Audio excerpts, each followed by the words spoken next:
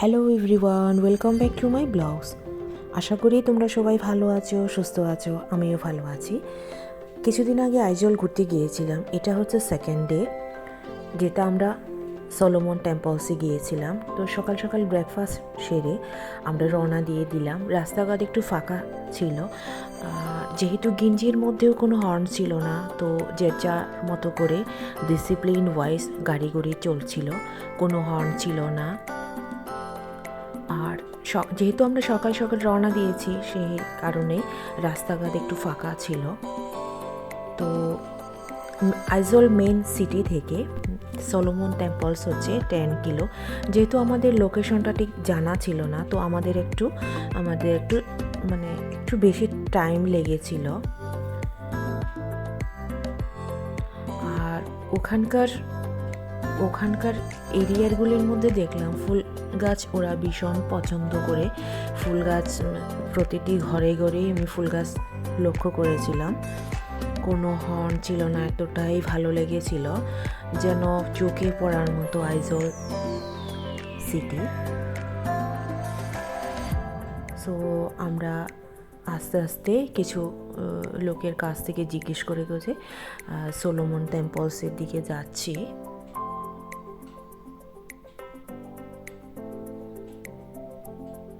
আর রাস্তাঘাটে তেমন কোনো কিছু হর্ন ছিল না, সেটাই অনেকটা ভালো লেগেছে আমার।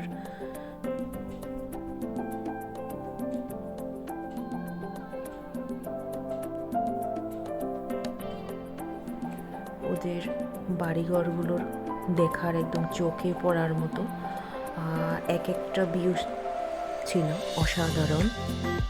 আর যেখান থেকে দেখলে পাহাড় আর পাহাড় শুধু দেখা যাচ্ছে, আর ঘরগুলি। তো আমরা দেখতে দেখতে সলোমন টেম্পলসে পৌঁছে গেলাম।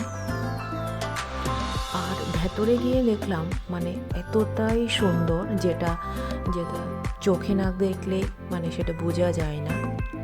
আর চারিদিকে ফুলের গাছে ভরা ছিল, আর শুধুমাত্র বাগান বিলাস ফুলগুলি ছিল। আর এটা হচ্ছে সলোমন টেম্পল, যেটা একটা বিরাট একটা চার্চ, যেখানে সিটিং এরিয়ার হচ্ছে প্রায় 3000, যেখানে একসঙ্গে প্রেয়ার করতে পারে। তো চারিদিকে আমরা ঘুরে ঘুরে দেখছিলাম, আর আমিও কিছু ভিডিও করে নিলাম, যেটা একদম চোখে পড়ার মতো। সো আমিও কিছু ভিডিও করছিলাম। এটা হচ্ছে সলোমন টেম্পলসের পেছনের দিকে। খুবই ভালো লেগেছিল। ভিডিওর ভয়েস দিতে দিতে আমার আবার যেতে ইচ্ছে করছে ওখানে।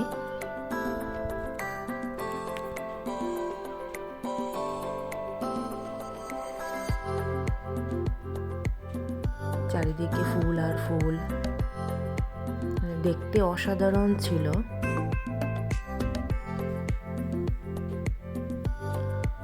আর এটা হচ্ছে আসার সময় ভিডিও।